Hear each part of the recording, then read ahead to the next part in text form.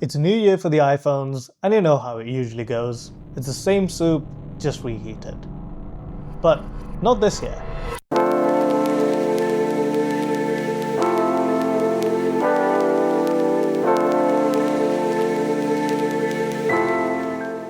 I think this year, Apple's played a really clever and even a little devious game with us. You see, with how good the performance and even the spec sheet of the iPhone 17, the base model, is, that buying the 17 Pro has never been more clear, believe it or not. Now, just to get one thing out of the way, I'm not going to be holding this phone next to an iPhone 16 or even a 17 and just draw a comparison like most reviewers do. I'm going to be treating this phone as a standalone device because at this point, you've probably already made up your mind to go for the 17 Pro, or maybe at this point, you probably already have it in your hand. You're probably watching this video on the 17 Pro. So what I'm going to do is, I'm going to review this as a standalone phone and tell you exactly what it is like to live with this, the ups and the downs, and the things that might slightly annoy you as well. So let's get started. This year, out of all the other years, it's very clear which phone is actually made for the pros and which isn't, while at the same time not compromising on the power or the features of the base lineup. But why do I have the 17 Pro with me and not the base 17? I mean, at the end of the day, the 17 does look like a much better deal, right? Which it even is. But I've gone for this for the same reason why the majority of the population once again is going to go for the 17 Pro, and that is just because it's nice to have that little extra oomph of power and those extra little features for when you might need them, even though you might never. And to be fair, we don't really make content here about good financial advice. So if you've already made up your mind for the 17 Pro, well then, we can talk about the 17 Pro. The iPhone 17 Pro has been quite an experience. I've had this in my pocket alongside my S24 Ultra, but I'll be honest, the iPhone has got substantially more times in my hands than the Android. Now, upon making the full switch, the only reason I've been carrying the S24 Ultra with me is because of the features that are specific to the Ultra, so don't worry about my thoughts being polluted by having the Samsung with me. I might have a dedicated video on using the iPhone as an Android user soon, but we'll see about that. Let's talk about the changes of the iPhone 17 Pro. I think visually, barring the colors, I really like the camera plateau because bigger camera bump was already taken. It's a shelf, a stage for your lenses if you want to look at it that way, and I have to say, it's a love it or a hate it thing. But for my hands, it's a genius little finger rest. I think Apple accidentally added an anti-slip grip for one-hand usage, and this is also the one place the phone gets stuck on when I'm putting this in my jeans pocket. With how thin the paint is on that edge, sooner or later this is bound to come off. And as much as I would love to use a perfectly non-slip phone without a case, I will have to put a case or at the very least a skin to protect that paint from peeling off. Now let's talk about the colors. By the colors I mean shades of boredom and arrest me orange. Now see, I know that the colors are not going to be the main focus of making this phone from the company, but at the same time, since when did professionals stop lacking personality? Dear Apple, if you listen to this, the pros like to have a little bit of fun. So please just give us something other than just these boring colors. Give us dual tone. Let me change the color of the camera plateau or at the very least the glass back. Come on, like at the very least let me have a black and a white. Give me that yin-yang action. Colors aside, I think the overall look of the phone is great. It's comfortable, it's got a good heft to it, it's slightly heavier than last year's, and even after placing that thick old camera plateau, the phone still maintains a very solid weight distribution between its top and the bottom halves. This is one of the major reasons why I think this phone feels so good to hold. I bet nobody told you that. Some questionable design decisions were switching the speakers and the mic positions at the bottom and the protruding camera bumps. I thought that the Plateau would have at least made the camera flush with the top of the phone. It still pokes out, and it is yet another thing that catches onto things and is the first thing that gets slapped with your fingerprints when the phone comes out of your pocket. I just want to get this out of the way very quickly, by the way. Let's talk about AI, Apple Intelligence, the big promise. And my honest review, it's barely here.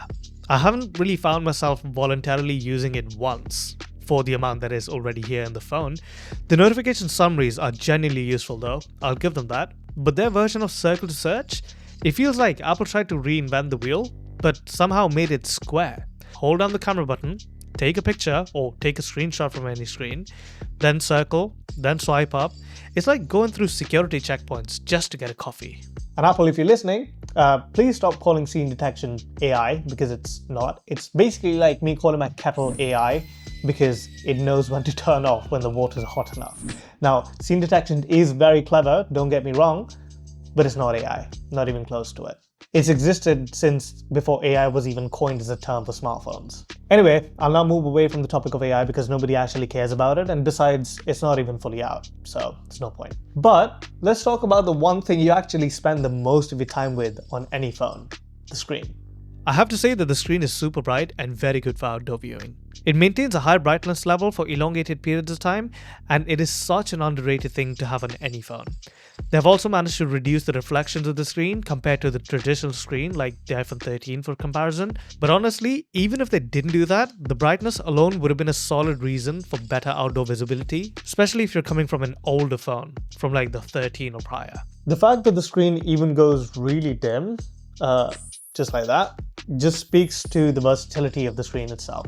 So your midnight binges or doom scrolling is not going to ruin anybody's sleep but yourself. So good luck on that. The colors on the screen are vibrant. They're very poppy, they pack a good kick to them. It might not be the most vibrant color panel out there when you compare home screens, but I have to say that in HDR video, contrast and color saturation, this screen is definitely up there with the top contenders. It has been for the last few years as well, but this year it feels ever so close to reaching the top of the top. And now before you going on telling me about how Samsung makes the screens for the iPhone 17 Pro, yeah, I know. Bear in mind that just because Samsung's making that screen does not mean that it's a bad screen. Yes, Samsung's going to keep their best for themselves, which is why the S25 Ultra still remains the king of screens. But when it comes to the quality of the screen, the panel on this phone, it is unarguably a really, really good panel. The colors are great, the contrast is insane, the brightness is lovely, and you just can't go wrong with something like this, especially when you don't have something to compare it with. Using the phone has been a bit of a mixed bag for me though, not necessarily in a bad way. iOS 26 has been a major update for Apple that added a lot of hardware stress onto older phones, but using this on the iPhone 17 Pro has been a delight for the most part. The refractiveness of the UI is very noticeable throughout the system. Yes, it isn't as contrasty and readability isn't always going to be the best, but it is really good visually.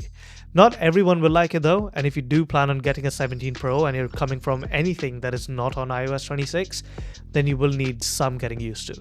But once you do, you'll start to love it. I'm currently running the latest OS across all my Apple devices, be it the Watch SE3, the iPad, and now the iPhone, and I definitely see the design vision, but I don't necessarily agree with it 100%. Performance is blisteringly fast, as you'd expect, but there is a catch, and it's a very Apple one: the animations. They're buttery, they're smooth, they're seamless, and they're slow. You know how on Android where you can speed up the animations and the phone instantly feels snappier? Here, it's quite the opposite. I sometimes find myself waiting for this beautiful fluid animation to finish before I can tap the next thing. It's a bit of a trade-off, fluidity over raw speed, and it makes the phone feel premium. But it's not always as quick as it actually can be.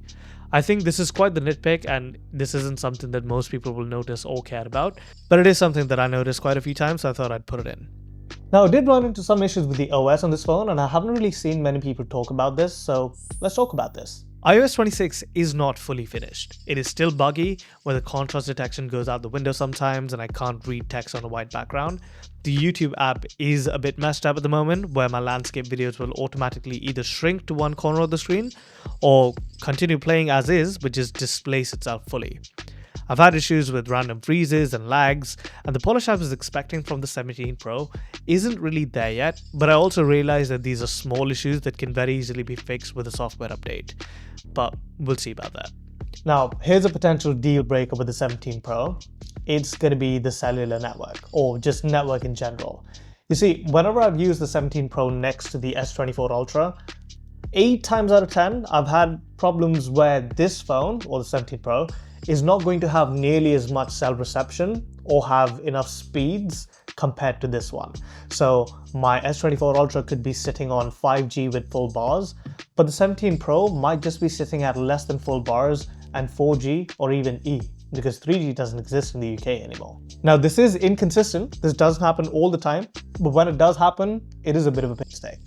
At the same time, this doesn't just stay to the cellular side of things, this also extends to the Wi-Fi side of things, because if I've got them both connected to the same Wi-Fi, the speeds on the iPhone 17 Pro might be slower for the most part. It's not always, once again, it is inconsistent, but I'm gonna hope that this is a software issue and not a hardware problem. Because if this is a hardware problem and it can't be fixed, then having the satellite connectivity to make emergency phone calls is going to turn into a bit of a criminal case. Can't lie to you. This needs to be fixed. The cameras have been a highlight this year, yet again, but this time for very good reasons. You probably already know that all the cameras at the back are now 48 megapixels, the front is 18 megapixels with a square sensor, with yet another name attached to it, center stage. But these upgrades are actually much bigger than you think. Apple has a new name for the back camera systems also. They're calling it Fusion this time, which is just a fancy way of saying that it crops in and uses computational photography to clean up the image. It's not cold fusion, people, it's digital zoom. And you know what? It works really well. The only issues I've had with the camera is not even to do with the camera itself, but the fact that they just name everything. They capture great dynamic range and they still hold that slightly over-sharpened Apple look to them, which everybody seems to like on social media. Well, there's a little asterisk to that, by the way. So at the time of recording this video, anything I upload to TikTok or Instagram using the cameras on the 17 Pro, they just don't look as good as they should be looking. And this is a common thing going on with iOS 26, because I've had people in my comment section on TikTok tell me that ever since they've moved their phone from iOS 18 to 26, the quality of their uploads on social media has gone down. So I can only imagine this is an optimization issue, so it shouldn't be there for much longer. But I'm just hoping for that to fix up as quickly as it can be. Anyhow, getting back to the cameras, the zoom on these cameras are just as good as you would expect. From 0.5x all the way up to 8x, the pictures look very usable, sharp, and especially when they've been taken in good lighting, they'll give you really good results. The dynamic range on the 17 Pro is so impressive. Again, I know I've said it for the second time, but I did take a picture directly into the sun, and I was genuinely impressed by how well the camera is exposed for everything in the shot. The shadows, the highlights, it balanced everything out really well. The front camera is also very impressive, with the ability to not only shoot in 4K but also Apple Log is entirely one thing. But now you've got a square sensor, which is a big game changer, and I think everybody should copy this feature. It's a wide field of view and it switches to a horizontal aspect ratio at the press of a button by scene detection. No, it's not AI, and it is such a convenience to have. Now, a lot of people online, including myself, wanted Apple to give us access to the full 1x1 sensor on the front cameras.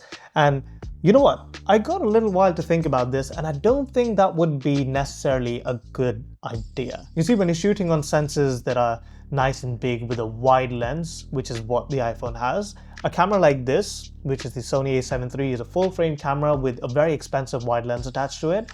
But this lens itself has taken a lot of research and development, a lot of engineering, and a lot of money to master.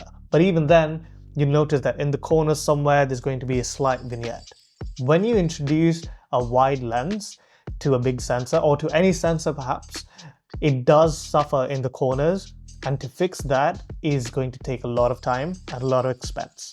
Now, if Apple was to take that route and give us something that would fix all of that, now, first of all, it's not very easy for phone lens or camera engineers to achieve that feat, but even if they do, it'll bump up the cost of the next phones exponentially.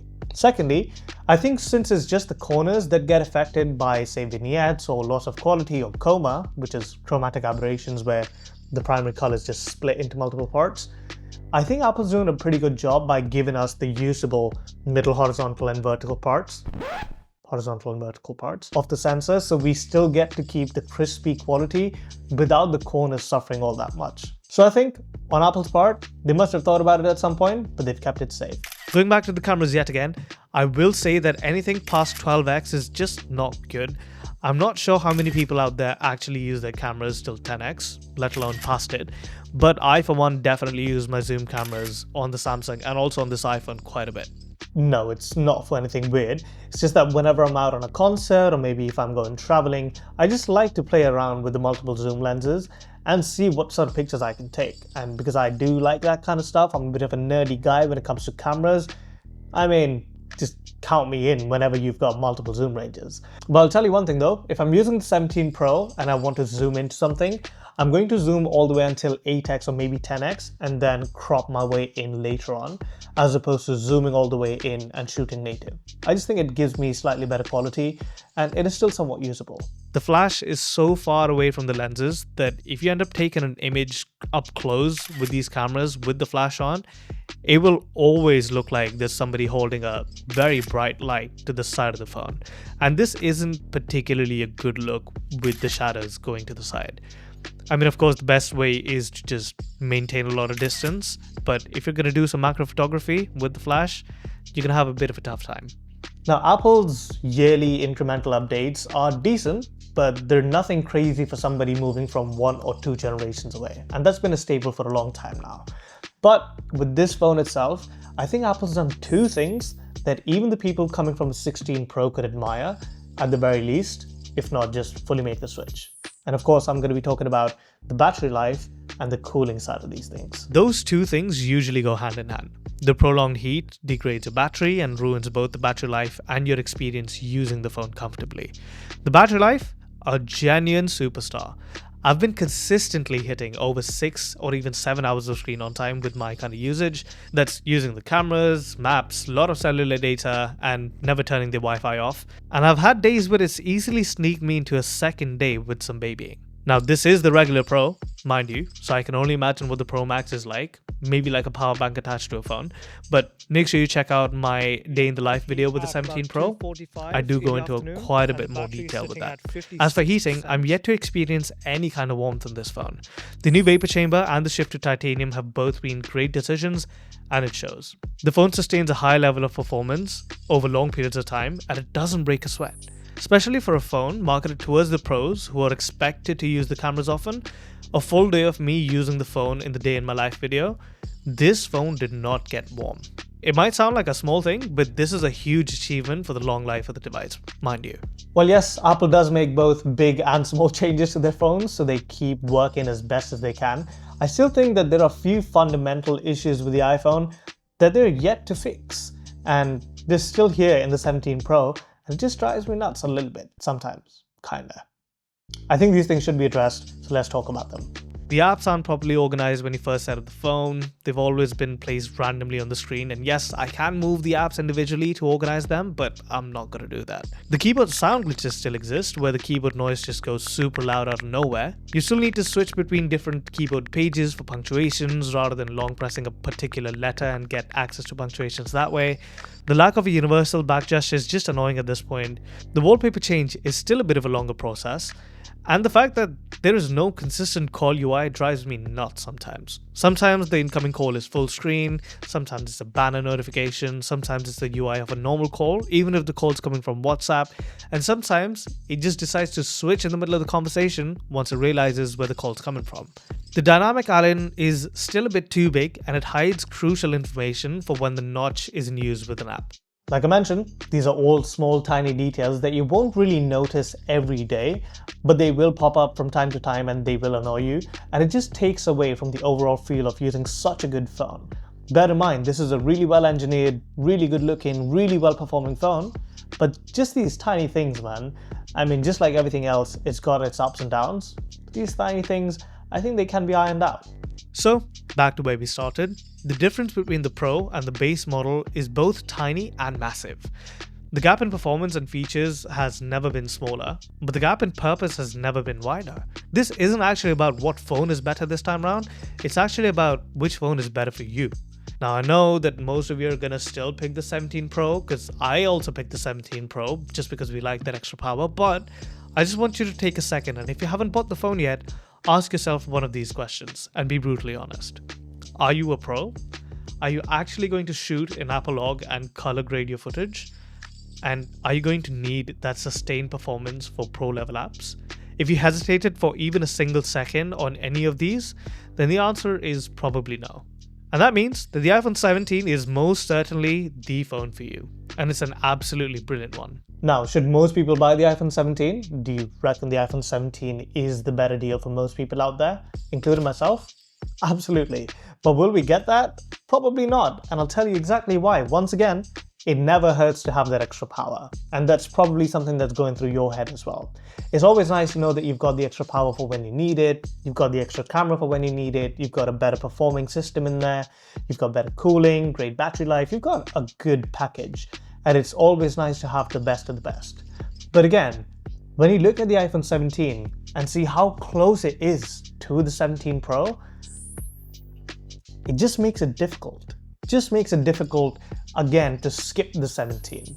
Now I say skip the 17 in a very realistic way because people would usually deliberately skip the baseline and move to the Pro, but this time the 17 is just so juicy that you actually end up thinking twice before going for the Pro rather than sticking with the 17. Now the iPhone 17 Pro is genuinely a masterpiece, and I think for the first time in many years, even for the semi-pros out there, the smarter buy will have to be the iPhone 17 and not this. The similarities in the entire lineup of the iPhone 17s has made it easier than ever for people to decide the correct phone for themselves when it comes to their needs. I mean, no matter which phone you pick, you still get incredible cameras, you get a great screen, you get sick battery lives, maybe not on the air, but every phone is top of the line this time around.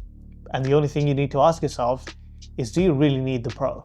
Well, I appreciate you guys for taking all this time to watch this video. I know it's been a bit of a long one, but if you can hit that subscribe button for me, that'll mean the world because it helps me go in. Hit that subscribe button and leave a comment down for me because I read everything and I love to engage with you guys. But with all that being said, I will see you guys later.